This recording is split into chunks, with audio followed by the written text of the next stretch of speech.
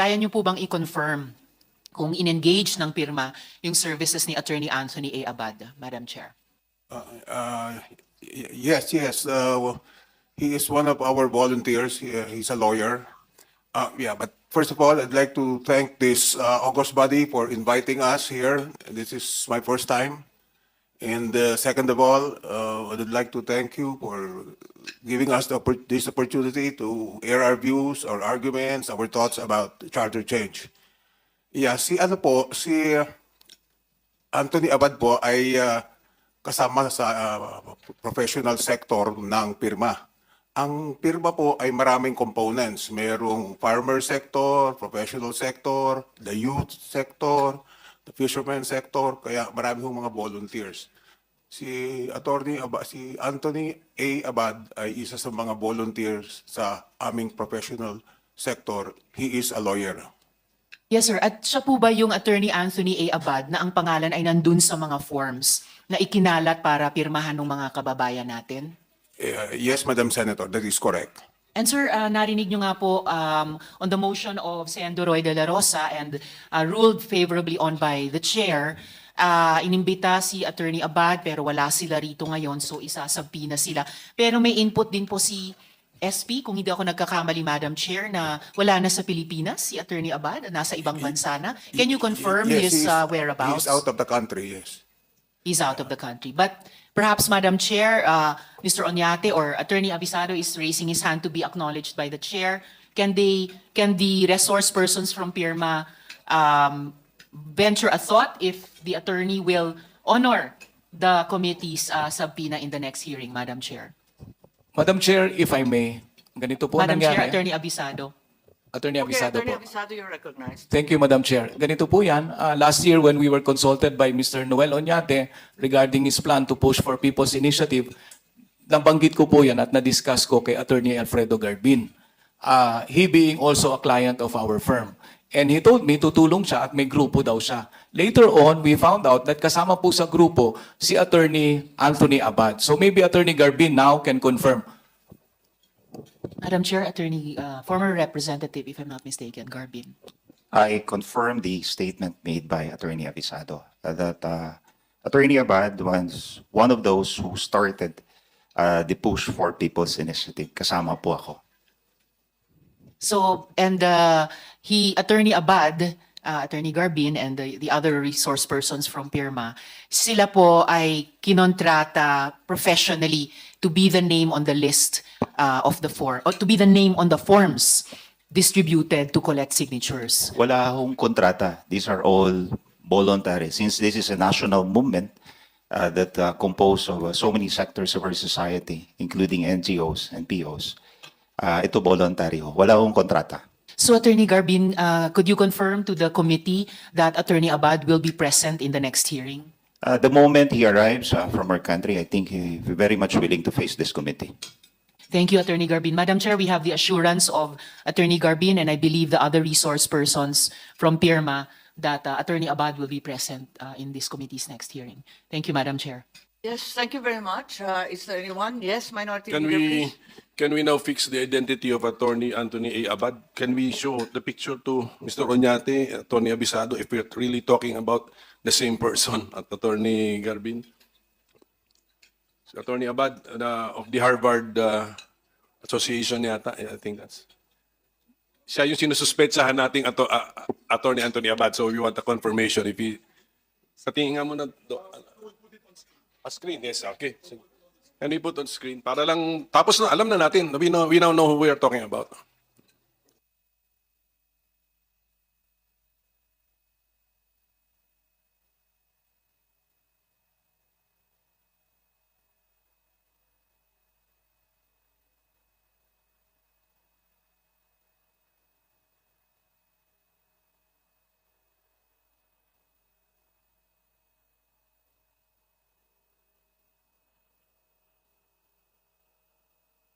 Alam ba ninyo kung kailan ang balik?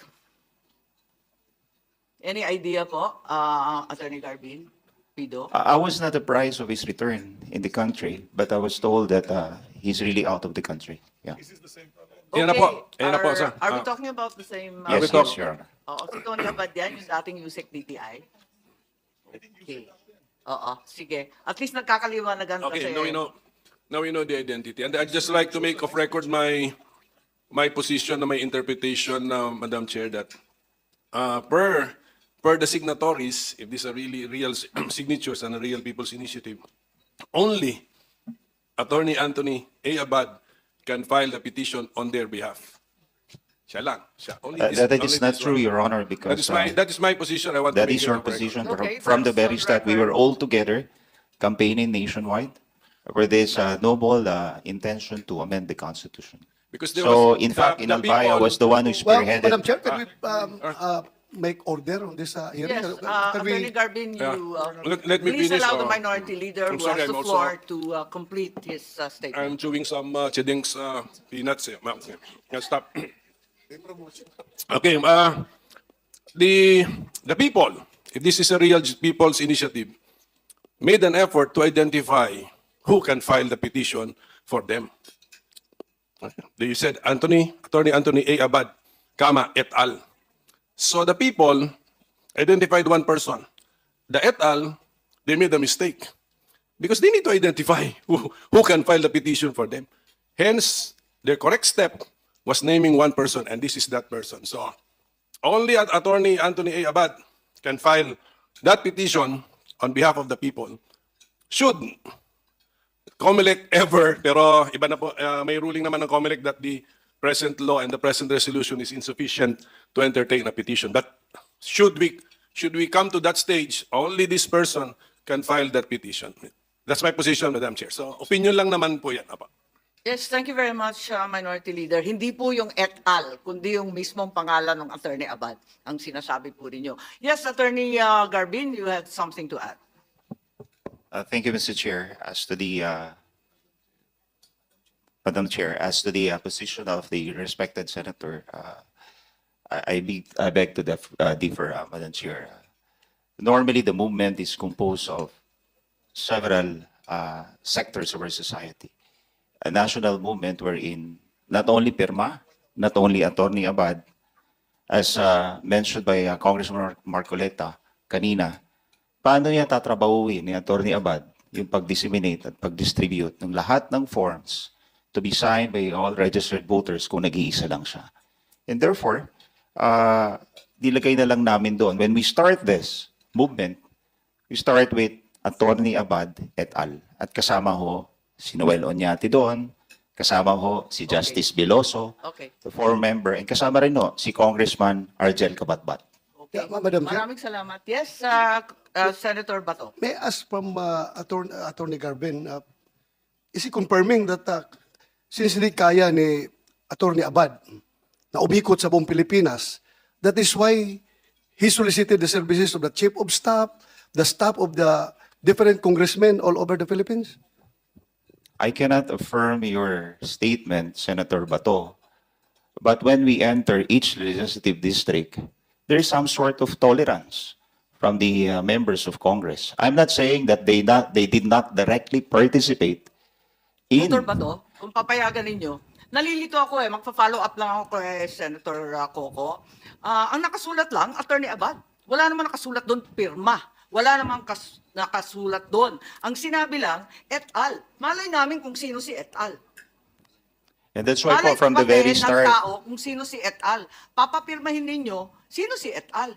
from the very start ho, in fact, there's so many publications of which I was quoted that I am one of the petitioner in this People's Initiative. In fact, in Albay, when I was invited by the Mayor's League or the Liga ng mga Municipality of Albay, I confirmed there that not only did I advocating this movement, but I am also one of the petitioner in this People's Initiative. And that was all documented. Madam Chair. Okay, be that as it may. Yes. Yes, I think Senator Cheese is going to make the same comment we all are. Yes, Senator Cheese. On the topic, Madam Chair, with the permission of Senator Mendel, since we're on this resource person, Mr. Onate, when did you meet Congressman Garbin?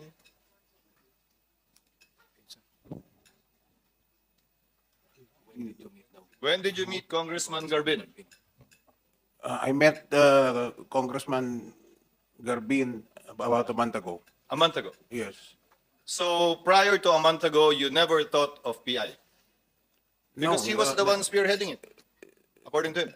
No, we launched PIRMA in 1996. No, this particular initiative. We've been talking about it in some parties, Okay. in some gatherings. Well, it's okay to talk about it, but in terms of initiative, you only met Congressman Garbin a month ago. You said.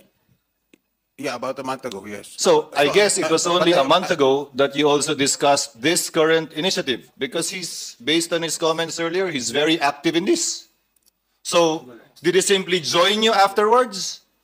You were already starting it, or a month ago after you met, that's when you We agreed? started it January 2. You started it January 2. January 2, So yes. prior to meeting Congressman Garbin a month ago, you were not doing anything yet? We were, but it was talking about it, and I Opo. told them about my experience, that So- I launched it before and all that. Sino po ang naghingi ng meeting nung nag-meet kayo? Siya po nanghingi ng meeting o kayo po nanghingi ng meeting? No, this was several parties, several dinners, and some. So you met sometimes socially? I volunteered the information that I know something about People's Initiative because we tried it before. And you volunteered that information because he said he was interested in pursuing it? And then I said, we can try it again because it's been my advocacy for the past 28 years, and why not? You When know, was we this can- we can- party? We can do it again. Because, When was this party, sir, and where was the place that you met and discussed that, and then you finally... This was several parties, several. Saan po?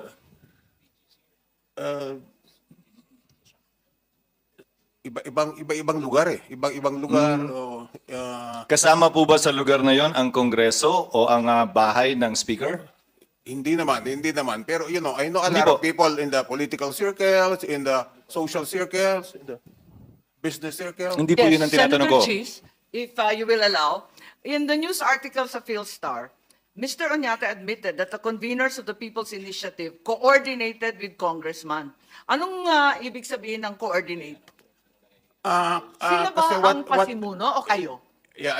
I'm a little because bit what we know- confused. You're now saying January 2, but earlier you said it was Attorney Garbin who called you. Sino ba tumawag kanino?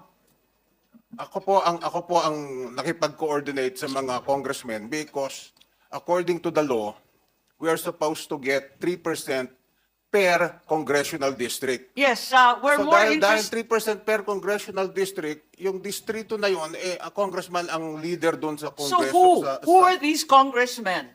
Senator Cheese and I would like to know who are the congressmen that your group coordinated with? Tinawagan ninyo o sila tumawag? Ako ang nakipag-coordinate. O, Senator Madam Chair, Cheese. Madam Chair, so under oath, you admit that you coordinated this PIRMA initiative with congressmen since the 3% is required to be obtained per district. Yeah, per district, yeah. That is So, the Sino? requirement. tamang- Hindi mo naman kami ng pangalan. Ay, sorry, Chief. Go ahead. So tamang strategy naman yun. Sasangayon naman ako. Kung ako ho yung nasa kalagayan ninyo, per district nga naman, ko-coordinate ko talaga sa congressman po yan dahil para makuha yung 3%. Let me digress a bit, Madam Chair. Because kababayan ko tong si attorney, that's why I refer to him as Congressman Garbin because he used to be a party list representative of the party list Ako Bicol, which happens to be the same party list of the distinguished appropriations chairman of the House of Representatives. And in your various Facebook posts, I see you often in the House, Congressman Garbin. I presume you are a consultant of Congressman Chairman Apro Chair Zaldico? I serve as the executive director of Ako Bicol Party List. And, So I work with Ako Bicol until now. but I see your pictures in most of the meetings in the House, Congressman Garbin, with the Speaker, not only as Ako Bicol Chairman. Which That is true. That is Pinapalo all. kasi kita sa Facebook eh. That is of public knowledge that you can browse my Facebook, talagang puno ng pictures ng house dahil nagtatrabaho po ako sa Ako Bicol Party List, which happens to be ang isang representante ay chairman ng Committee on Appropriation. Just to settle that fact, Madam Chair. Now, proceeding with the question of the chairperson. Mr. Onate, you said you contacted congressmen to get the 3% per district, na sabi ko nga, kung ako din yung nasa kalagayan yung sinusulong to, kukontakin ko rin yung congressman dahil per district ang usapan, di naman per barangay eh. Di ba? Per district ang usapan, di naman per munisipyo eh. So, papunta rin sa tanong ni Senator Imee, Chairman Imee, sino po yung mga congressman na kinontak po ninyo na umuo po sa inyo, natutulungan kayo na makuha yung 3%? Kaya naman namin naisip na lumapit sa mga congressmen is Yung mga pangalan na lang po, please. Marami po pa tayong testigo. Nandito na si Congressman Justice Rufus Carpio. Rodriguez, At kinausap namin. papasalamat Si tayo. Congressman Garbin, kinausap ko. Sino ba po? Sino ba po? There are Sina several- Congressman Saldico kasama at si Speaker Romualdez. Sa Saldico, no, I didn't talk to Saldico. Ganon po ba? Sigurado po kayo? Kasi marami-rami ang meeting ninyo, mga party, dinner. Sabi nga ninyo, ilang beses kayo. Sigurado kayo wala si Speaker, wala si Congressman Saldico sa anumang pagtitipon? Madam Chair, in all the meetings that transpired, none of the presence of Congressman Saldico and Speaker Romualdez was there. They were not there. Ako naman, nilapitan ni Mr. Onate because he knew for a fact that in the 18th Congress, I was the chair of the Committee on Constitutional Amendments who defended the resolution of both houses number 2 that, pass the restrictive economic provisions of the With due Constitution. respect to Congressman Garbin, may we just recognize the chairperson because they're flashing a very important picture on screen.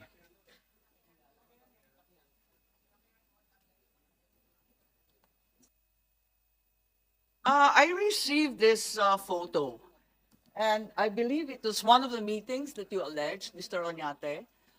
Can you identify the people in the photograph? Why can't they show the photo? Yeah, we're trying to enlarge the picture to share it with everyone in the room.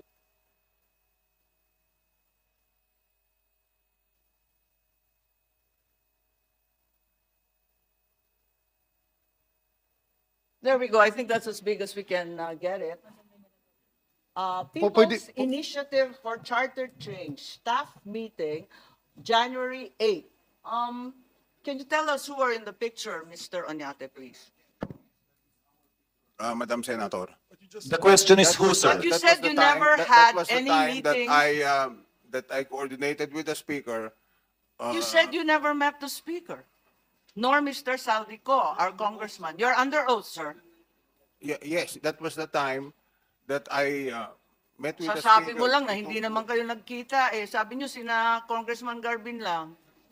Yeah, because it slipped my mind. It slipped my mind, Madam Senator.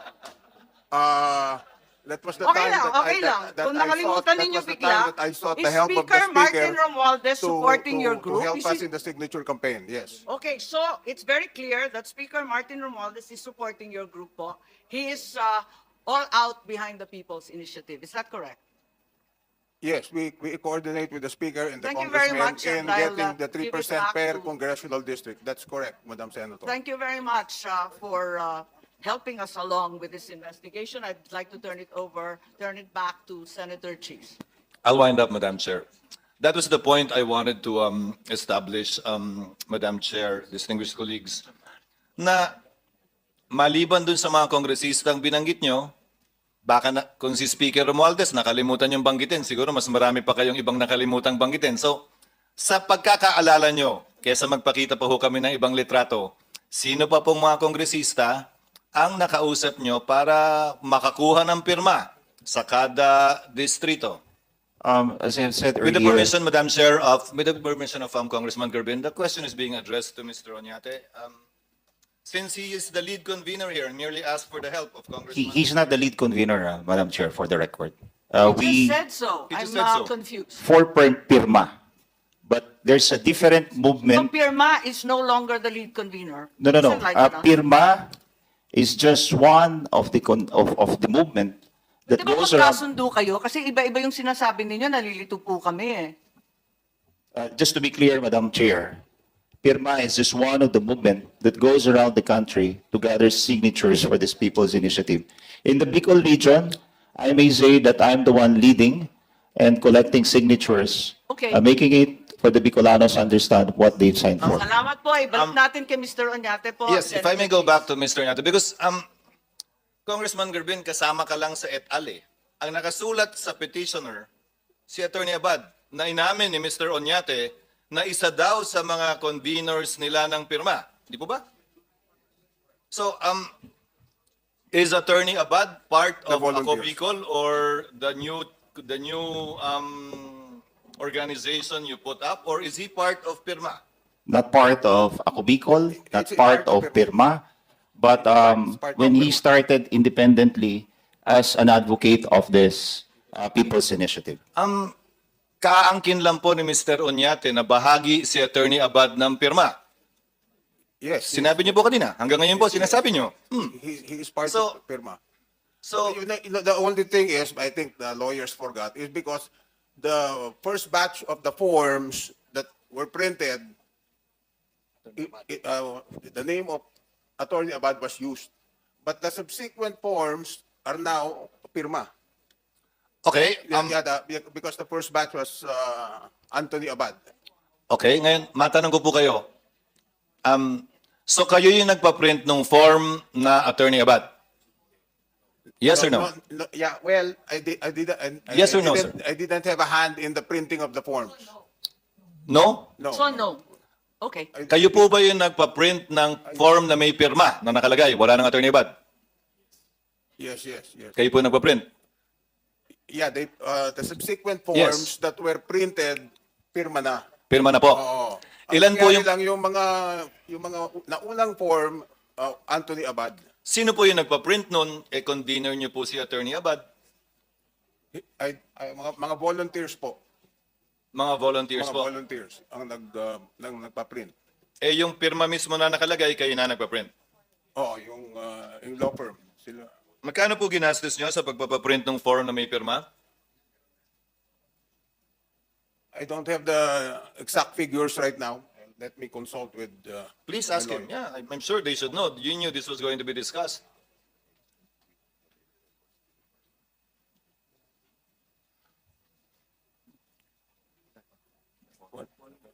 Well, what I know is that the figure that I know, I don't know the figure regarding the printing of the forms.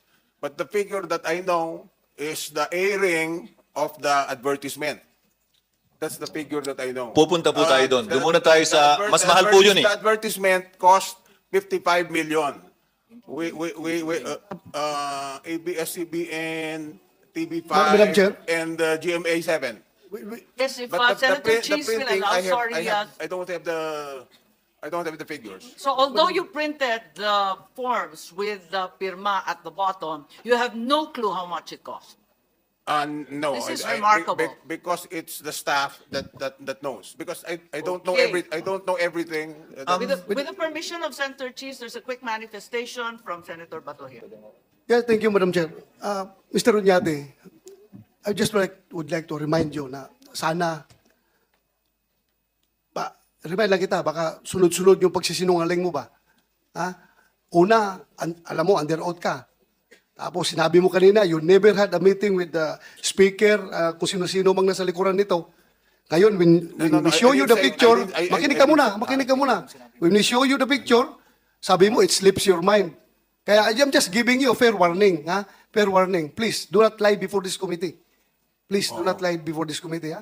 Magpakatotoo tayo dito. No, because I was asking my lawyers sino yung pwede kong banggitin. Ang sinabi nila si Rufus Rodriguez and Congressman Harbin. Kaya nga, But I sabi mo didn't say- kanina, I didn't say tinanong that ka I ng didn't chairman, know, Speaker Romualdez, and I didn't say that. hindi kasama sa meeting, pero nandiyan, may picture. In fact, if you check my interviews with the various radio stations, I mentioned to them that I went to Speaker Romualdez to seek his assistance regarding People's Initiative. Madam Chair. Thank you for that Yeah, clarification. I Thank you. admitted in various interviews. Madam Chair, I saw your interviews actually, Mr. Onate, and you were very vocal and honest about the fact that you sought the Speaker's assistance. Now, may I ask, what kind of assistance did he give you? administrative and advisory. Walang- Because being the speaker, he is like the CEO Of the House. of Congress, yes. So ano po yung So- administrative na so- tulong na binigay niya sa'yo para makalap yung 3% per Kaya district? Yung mga tao namin, pupunta sa isang distrito, magkikipag-coordinate sila sa congressman because it's the congressman who is in turn the CEO of the district. I agree Kasi with distrito niya yun eh. So natural lamang Kaya sinasabi ninyo, sa pupuntahan madaling namin yung sabi, congressman. So hindi talaga kaya ng pirma isa-isahin ang mga distrito. Ang nakatutok, si Speaker, inuutusan yung mga congressman. Tama? Hindi naman po. Kami po ang pumupunta sa mga Pagsasabihan ko congressman at lang si humihingi kami Atty. ng tulong sa Abisado na kanila. wag mag-coach please. Anong sabi po ninyo? Hindi ninyo kaya, di ba, sa pirma? Kasi napakaraming distrito. So nagpatulong kayo at sila yung nakatutok. There are 250 districts, 257 So inaamin districts. ninyo na ang nakatutok yung kongresista at si Speaker. Tama po ba? Kasi Tinutulungan kailangan ninyo yung tulong eh. kami ng kongresista dahil distrito po niya yung Madam Chair. Anong uri ng congressional tulong? Madam district. Chair, can I be recognized, Madam Chair? No, let us finish, please. Yes, it's our hearing. Thank you. Back to Mr. Onate po.